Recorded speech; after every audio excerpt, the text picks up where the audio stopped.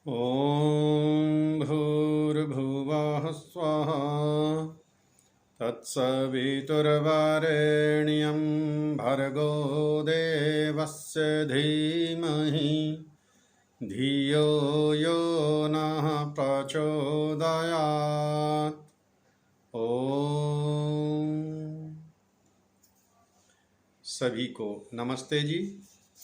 मैं आर्य कृष्ण शास्त्री आर्य समाज निवाड़ी की ओर से आप सभी का स्वागत करता हूं।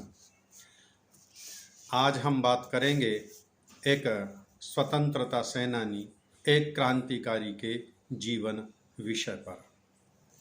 जैसा कि आप सभी जानते हैं, भारतीय इतिहास एक से एक क्रांतिकारी और एक से एक वीरांगनाओं से भरा पड़ा है। वीरांगनाओं में जहां हमने नाम सुने हैं रानी लक्ष्मीबाई का, अहिल्याबाई का, रानी दुर्गावती का, रानी कर्णावती का, इन्हीं नामों में एक नाम और सम्मिलित है जिसका नाम है दुर्गावती देवी। ये दुर्गावती देवी इलाहाबाद के शाहजादपुर नामक ग्राम में 1907 7 अक्टूबर अर्थात आज ही के दिन 1907 में इनका जन्म हुआ। इनका परिवार एक संपन्न परिवार था और उस समय जैसी व्यवस्था थी बाल विवाह की, 11 वर्ष की अवस्था में ही इनका विवाह लाहौर, जो आज वर्तमान स्थिति में पाकिस्तान के अंदर आता है,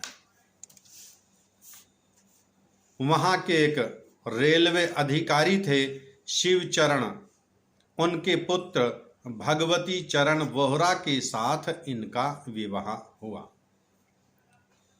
भगवती चरण वोहरा क्रांतिकारी विचारों के थे और ये क्रांतिकारी संगठन के सचिव थे और अपने पिता की मृत्यु के बाद, चूंकि इनके पिता सरकारी सेवा में थे, तो अब इनके पिता की मृत्यु हुई, तो पिता की मृत्यु के बाद शिवचरण वोहरा स्वतंत्र रूप से और सक्रिय होकर क्रांतिकारियों के साथ मिलकर कार्य करने लगे। और दुर्गावती देवी भी अपने पति के साथ कंधे से कंधा मिलाकर क्रांतिकारी संगठनों की सहायता किया करती थी। उस समय अंग्रेजी शासन था और अंग्रेजी शासन में महिलाओं के प्रति कुछ नरम व्यवहार था, अर्थात उनका मानना ऐसा ही था कि ये पुरुष ही ज़्यादा उपद्रवी हैं, क्रांतिकारी हैं, महिलाएं ऐसी क्रांतिकारी नहीं हैं। इसका लाभ उठाकर वो क्रांतिकारियों को गोला बारूद पहुंचाती रहती थी। कभी फलों की टोकरियों में बम ढो रही हैं, कभी वो सब्जी की टोकरियों में बम ढो रही हैं, कभी वो अपने वस्त्रों में छिपा करके बम, पिस्तौल, तमंचे ले जा करके क्रांतिकारियों को दे रही हैं। इतना बढ़ चढ़ करके वो भाग लेती थी और क्रांतिकारियों का इनके घर पर प्रायः आना जाना लगा ही रहता था। इसीलिए सभी क्रांतिकारी इन्हें दुर्गा भाभी के नाम से जानते थे। आज इतिहास भी उन्हें दुर्गा भाभी के नाम से ही जानता है और उन्हीं दुर्गा भाभी की आज यह जयंती है, 7 अक्टूबर। उन्हीं के विषय में हम सब विचार कर रहे हैं।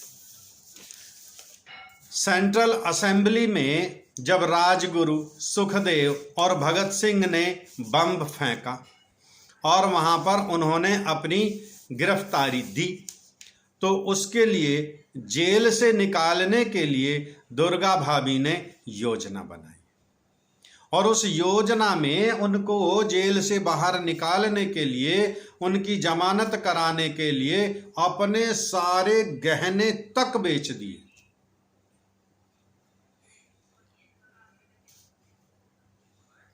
और इस योजना को उन्होंने क्रियान्वित किया। इनके पति और ये स्वयं क्रांतिकारियों के लिए बम बनाने का निर्माण करती थी।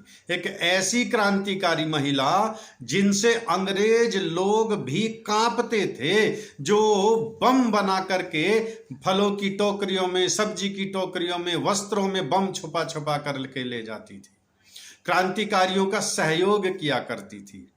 एक बार इसी प्रकार इनके पति घर पर बम बना रहे थे और उसके परीक्षण करने में ही वो दुर्घटना के शिकार हुए और वो शहीद हो गए। और पति की मृत्यु पर भी वो क्रांतिकारी महिला तनिक भी विचलित नहीं हुई।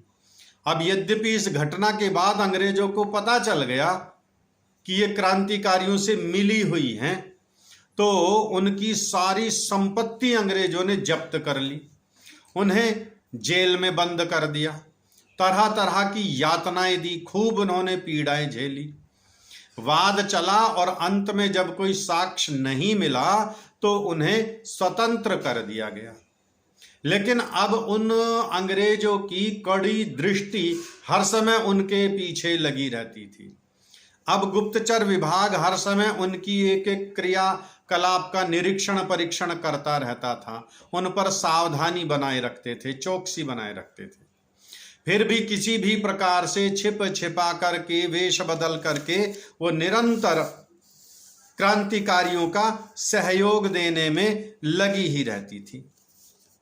लाला लाजपत राय पर सैंडर्स ने गोलियां बरसाईं, जिसका बदला लेने के लिए उन्होंने योजना बनाई। और यद्यपि वो स्वयं सैंडर्स को मारने के लिए जाना चाहती थी, लेकिन क्रांतिकारियों ने उन्हें जाने नहीं दिया और भगत सिंह आदि ने सैंडर्स पर जब गोलियां चलाई तो पुलिस उनके पीछे पड़ गई। अब दुर्गा भाभी ने उनको कहा कि आप ये स्थान छोड़ करके यहां से चले जाइए, लेकिन जाएं कैसे, चप्पे चप्पे पर पुलिस तैनात है। तो उस समय भगत सिंह ने भी अपना वेश बदला, बाल कटवाए, सूट बूट में तैयार हुए और एक यूरोपियन का वेश उन्होंने धारण किया और ट्रेन में फर्स्ट क्लास के टिकट लेकर के, और दुर्गा भाभी स्वयं उनकी पत्नी बनकर और बच्चे को साथ लेकर भगत सिंह के साथ गई, ये दिखाने के लिए कि ये एक यूरोपियन परिवार है, और यूरोपियन परिवार है तो ट्रेन में फर्स्ट क्लास में यात्रा करेगा ही। भारतीय को तो नंबर ही नहीं आता है फर्स्ट क्लास में यात्रा करने का, ना उनके पास ऐसा इतना धन या व्यवस्था होती। और इस प्रकार भगत सिंह को कोलकाता तक पहुंचाने में दुर्गा भाभी ने सहायता की।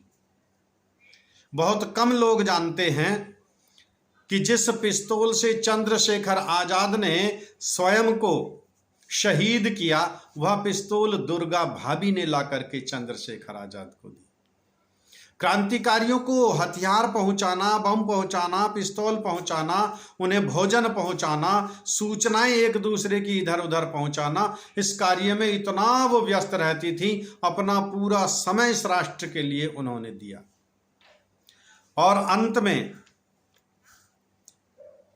चंद्रशेखर आजाद के शहीद हो जाने के बाद जब क्रांतिकारी संगठन का कोई नेतृत्व नहीं रहा, तो उन्होंने 1935 से 37 के बीच में गाजियाबाद शहर में ही, उत्तर प्रदेश के जो दिल्ली के समीप है, गाजियाबाद आज जनपद है, 1935 से 37 के बीच यहाँ एक अध्यापिका की नौकरी की एक विद्यालय में। और फिर वे लखनऊ चली गई और लखनऊ पहुंच करके अपने एक निजी मकान में केवल 5 बच्चों को लेकर के उन्होंने एक मॉन्टेसरी स्कूल की स्थापना की, एक विद्यालय खोला। और अंत में फिर वह पुनः यहीं गाजियाबाद में आ गई थी और गाजियाबाद में राजनगर सेक्टर 2 में वो रहती थी। लेकिन इतना उनका शांत स्वभाव था, किसी को पता ही नहीं चला कि गाजियाबाद में आकर के एक इतनी महान वीरांगना, जिसने स्वतंत्रता संग्राम में बड़े बड़े क्रांतिकारियों का साथ दिया, जिनका ये साथ कंधे से कंधा मिलाकर उन्होंने स्वतंत्रता संग्राम में अपने एक एक सुख की आहुति दी है, किसी को पता ही नहीं था कौन रहता है यहां हमारे पड़ोस में। पता तब चला जब एक बार दिल्ली के तत्कालीन मुख्यमंत्री माननीय मदन लाल खुराना जी उनसे मिलने के लिए गाजियाबाद आए। अब मुख्यमंत्री मिलने के लिए आएगा एक सामान्य महिला से, और पूरे गाजियाबाद शहर का, अड़ोस पड़ोस का सबके कान खड़े हो गए। मुख्यमंत्री आएगा तो वो वैसे तो अकेला तो नहीं आएगा, आज की व्यवस्था में पुलिस होगी, सिक्योरिटी होगी, और तब लोगों को पता चला अरे ये एक महान विभूति हैं, इस राष्ट्र की एक महान वीरांगना है जो हम सबके मध्य में रह रही हैं। और इसी शांत जीवन को जीते जीते अंत में उन्होंने 15 अक्टूबर 1999 में गाजियाबाद में ही एक अंतिम अपनी श्वास ली। एक ऐसी महान वीरांगना जिन्होंने अपना पूरा जीवन इस राष्ट्र की सेवा के लिए लगा दिया, क्रांतिकारियों के साथ कंधे से कंधा मिलाकर जिन्होंने साथ दिया, आज उनको कोई जानता ही नहीं। इतिहास में ऐसे वीरों की, वीरांगनाओं की कहीं कोई चर्चा ही नहीं होती। गाजियाबाद में नवयुग मार्केट में उनकी एक प्रतिमा लगी हुई है, और आज भी जब कोई क्रांतिकारी योजना का प्रारंभ होता है तो सभी क्रांतिकारी वहीं नवयुग मार्केट में उसी प्रतिमा के समक्ष एकत्रित होते हैं और वहीं से प्रेरणा लेकर के अपनी क्रांतिकारी योजनाओं को, कार्यों को वहां से प्रारंभ करते हैं। ऐसी थी हमारी ये वीरांगना दुर्गा भाभी। उनके विषय में राष्ट्र कवि रामधारी सिंह दिनकर की कुछ पंक्तियां मैं पढ़ करके अपनी वाणी को विराम देता हूं, जो इसी संदर्भ में उन्होंने लिखी हैं। जला अस्थियां बारी बारी, चिटकाई जिन में चिंगारी, जो चढ़ गए पुण्य वेदी पर, लिए बिना गर्दन का मोल, कलम आज उनकी जय बोल। अंधा चकाचौंध का मारा, क्या जाने इतिहास बेचारा, साखी हैं उनकी महिमा के, सूर्य चंद्र भूगोल खगोल, कलम आज उनकी जय बोल।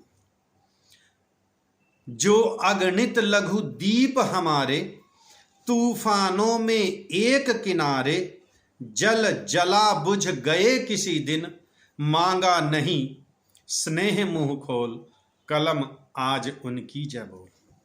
आज इस महान वीरांगना की जयंती पर मैं आर्य समाज निवाड़ी की ओर से उस महान विभूति को कोटि कोटि नमन करता हूँ।